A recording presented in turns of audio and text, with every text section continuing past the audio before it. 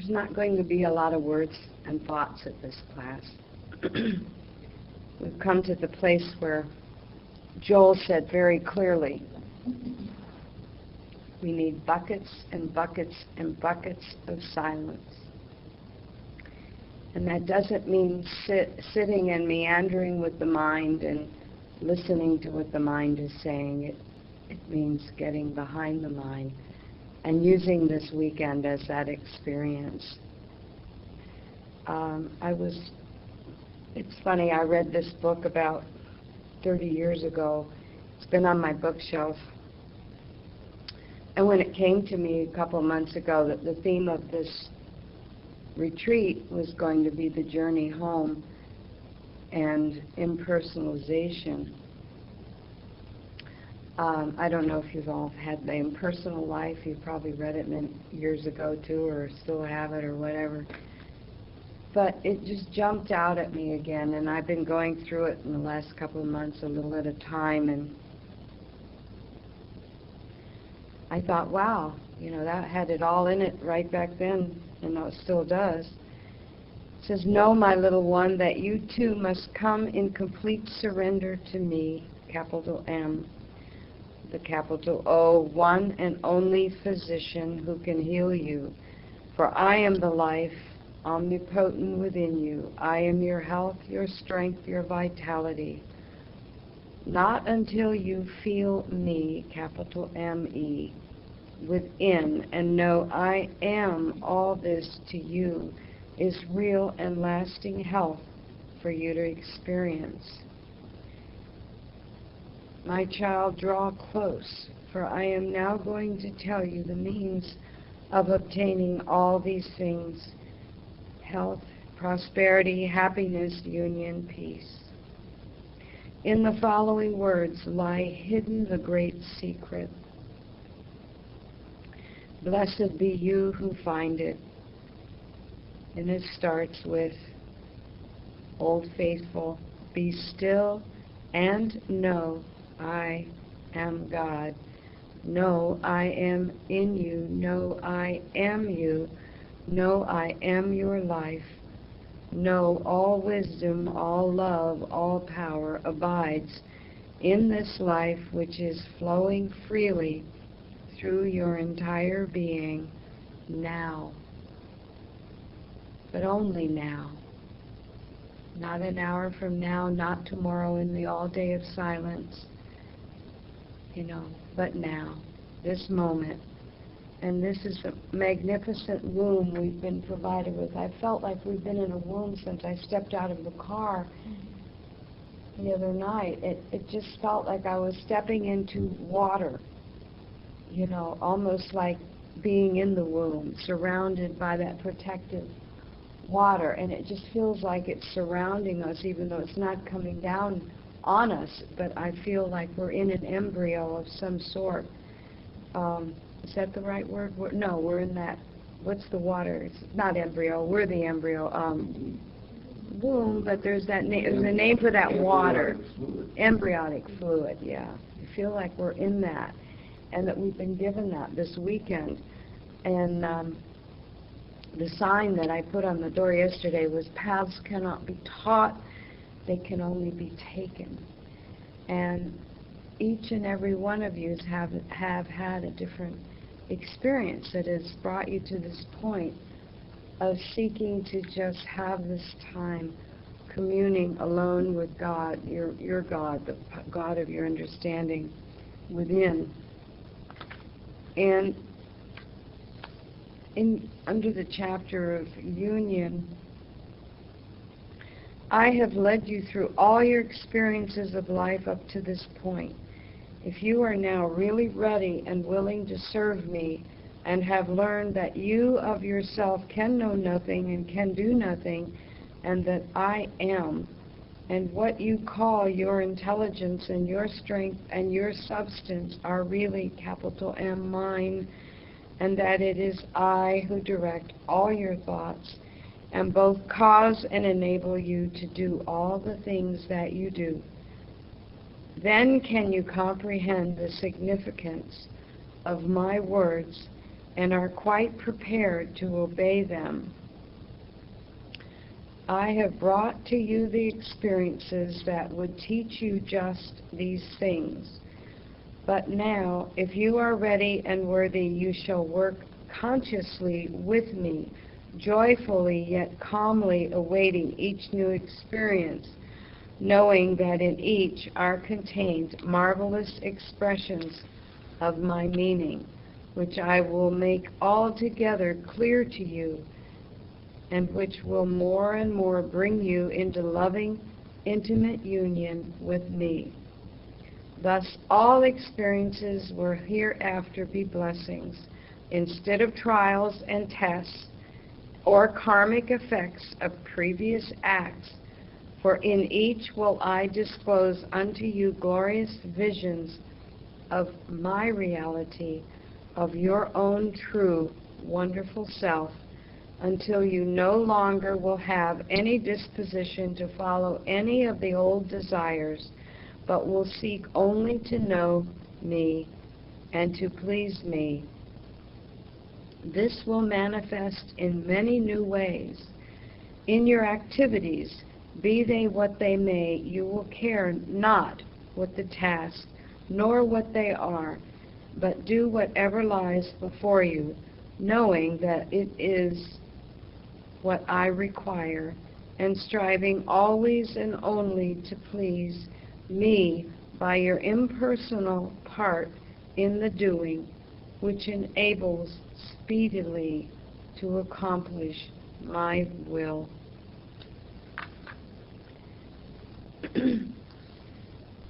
But know, beloved, that this cannot be until you have come to me in complete and utter surrender, until you have given yourself, your substance, your affairs, your life into my keeping, putting all care and responsibility upon me, resting and trusting in me absolutely.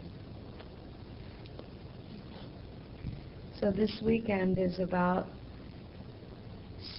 staying in this embryonic fluid, trusting and watching the life process and watching yourself giving birth, and yet again to a new and closer, not new, deeper, closer, new in that every moment, every breath is new. Every moment of the union and communion is new. And trusting in that. And watching how all the questions drop away, such as what I put on the board here.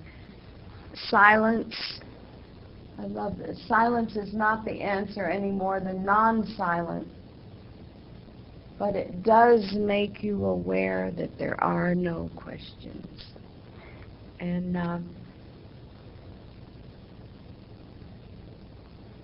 you know, whether we sit in this room with our eyes closed or whether we walk, it is about conscious awareness, not of the thoughts going on, but awareness of being,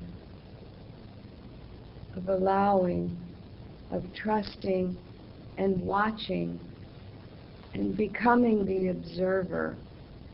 And that doesn't mean to disassociate with physicality. It means to watch and trust as we go through. I think a lot of people get the idea that having non-reaction and non-emotion is being more spiritual. When as we are in this physical incarnation and experience, those emotions and those reactions are simply gifts to tell me whether my thinking has gotten away from here, now, I. It's not a trigger of punishment. It's not a trigger that I'm not being spiritual. It is a little God-given internal signal. Whoop! I moved out of the moment. I moved away from my awareness of the presence of God and thought something out there was scaring me, or something out there was saddening me, or something out there was bringing me joy. Whoops, I moved. Back at home, come home, the journey home, being back in, oh, right here, right now, regardless. We talk about this being the middle path. And what does that mean? That means not good, not bad. Back to that same old thing of not judging. When I was lying on the floor after I flipped off the chair that I should not have been on, quote, should not, it was a ridiculous chair to be on. But I had my balance and I was present. And then something distracted me. See, I almost couldn't reach my head. The wire on the picture was coming loose. I was hanging in a friend's house. And instead of concentrating on my balance and getting down to take care of this distraction, I remained on the chair. And next thing I know, I'm on the floor. And it was strange. No time did I take it personally. This is new for me. No time was there guilt. No time did I think, what a stupid thing. I was laying there and I said, now I'm laying on the floor. Isn't this interesting?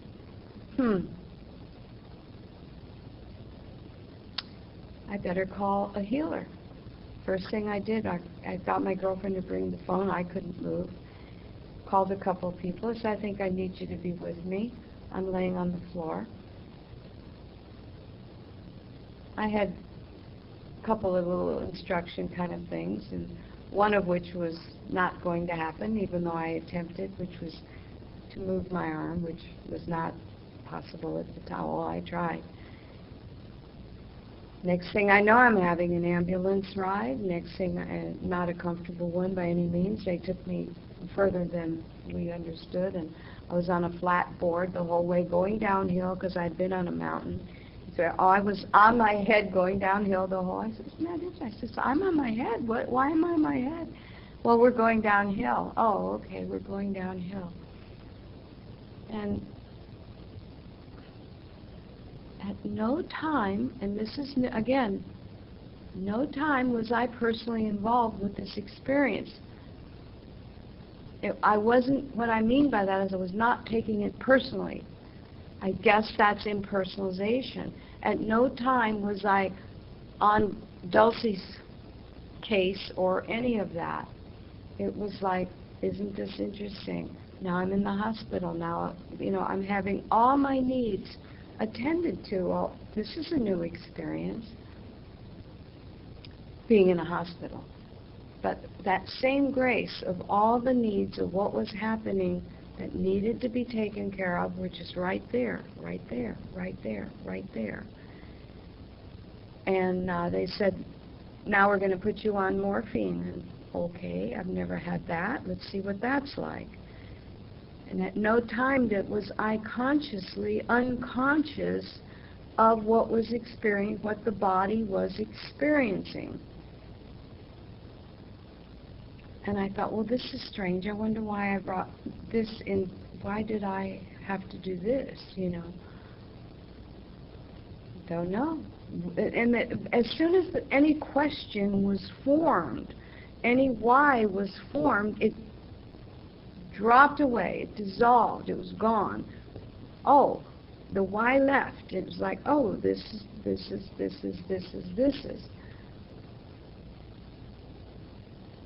There were periods of it not being particularly pleasant, but none of which did I doubt the presence of not so much the presence of God as the presence of the experience of being in the moment with this, moment by moment. Perhaps that's impersonalization. I don't know.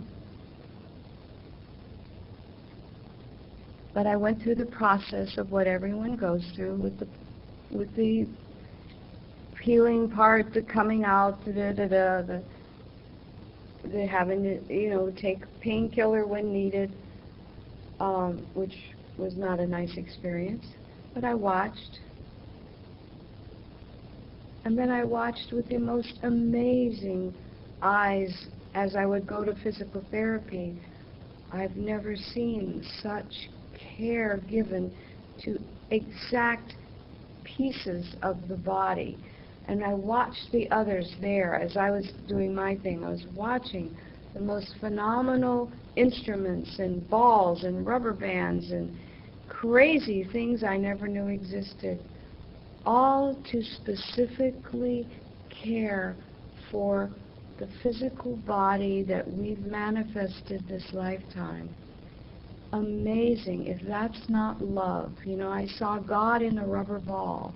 I saw God in a towel that someone put down and was putting their foot on and moving their toes, and they had to move the towel with their toes down to the end of this board and back. And I watched as almost everyone there was present with the experience and focused here in the moment, in the nowness, in the presence, God appearing as towel. One lady was sitting there with a rubber band on her hand just doing this, And I'm like, well, that'll be $135. And she's sitting there with a rubber band. But she was present with the hand and present with the rubber ball. And isn't that how we are when we're infants in the womb? We're present. We come out, and all of a sudden, we see that hand. And it's moving, and we see objects. And here we are in a third-dimensional experience. Is that a lower experience than being in the spiritual? In spirit form? I don't think so. It's presence, presence, presence. And here we are in the physical, trying to always be in the spiritual, instead of understanding it's all one. It is spirit as one, manifested here, now, moving a towel with my toes, laying in a crib as an infant, watching the mobile, fascinated, present, present, present, present.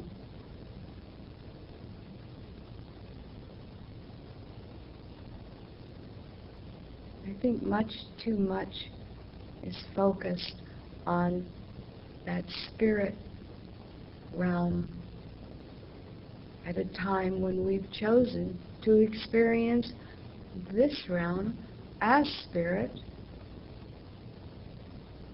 And when it gets too much for us, back we go. Oh, I'm not this. I'm this, but I'm not this. I'm more. I'm all. And when this is over and done, and it's dropped, and I'm finished with the body, fine. On to the next experience, perhaps physical again, perhaps not.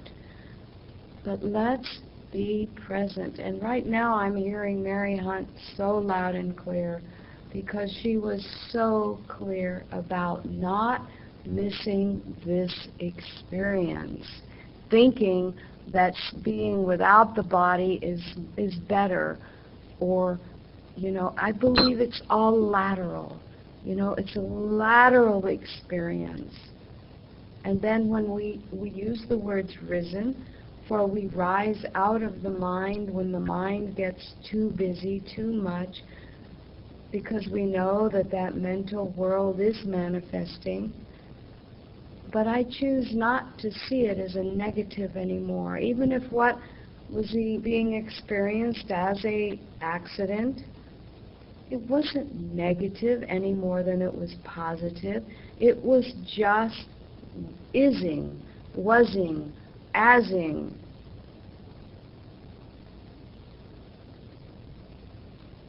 And at all times we have that ability to return moment by moment into this now experience and perceive it as God, not good, not bad.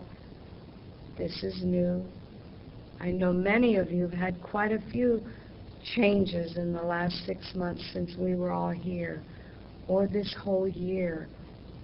My goodness, we've been displaced with lightning, we've had all kinds of physical experiences, and God appearing as medical challenges, and then medical angels. I at no time choose to deny God as anything.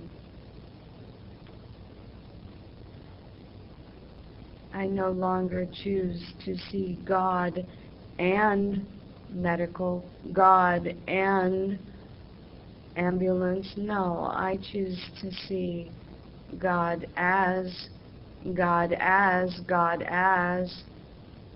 And yes, we live, I know, in an illusionary world. But as long as I'm experiencing it, I want to experience it as all God, here now.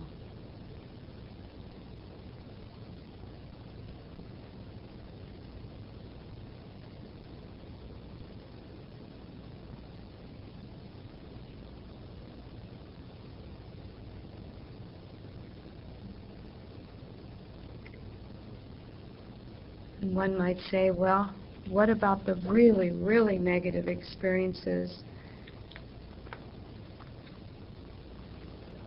What do we do with that? What about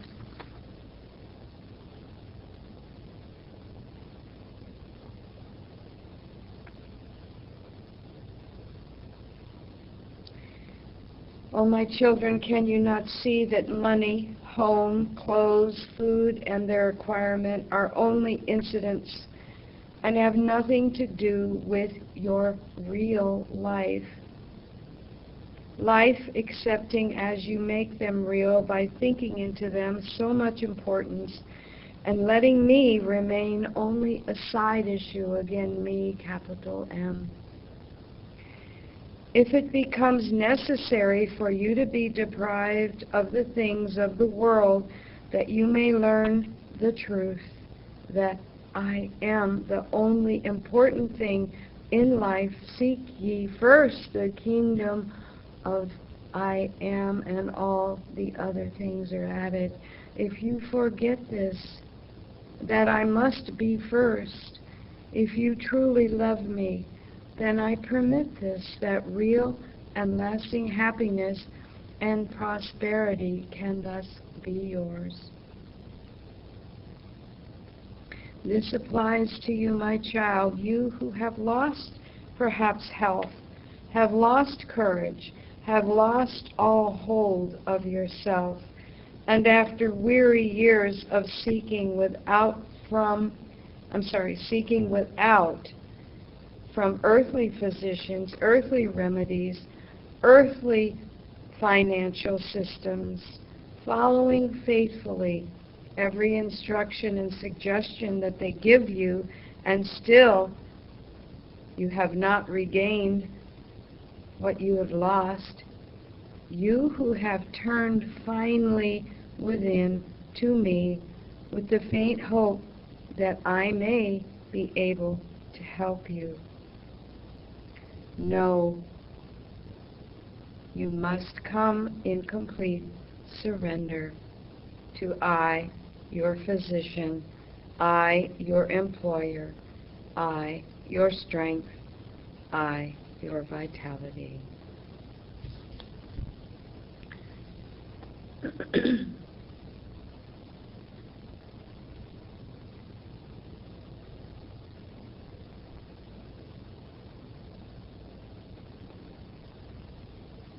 So this afternoon we'll come back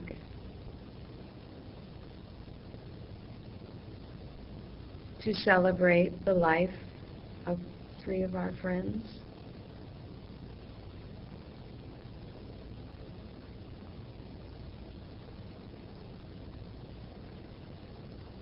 And then at 3:30, we're going to put the seats in a circle. And I would like to hear about your spiritual journey and what inklings you've had on impersonalizing that situation or circumstance. Anything like that, anything like your spiritual journey, what has led you to this point of wanting to be here this weekend, to be in the silence? What have you come to impersonalize?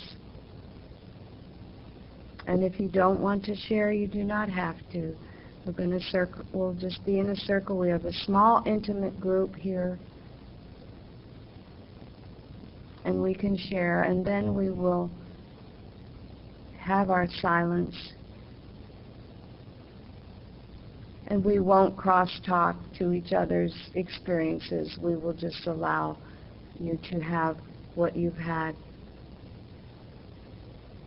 And your sharing with us gives us the hope and the strength and the muscle. And if no one wants to share, we'll just sit in our circle of silence. I never make any absolutes, because I believe in total spiritual freedom within and without.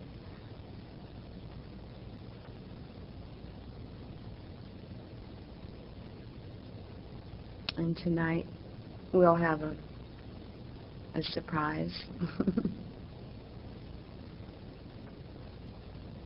So let's return home, within, without. It's all God.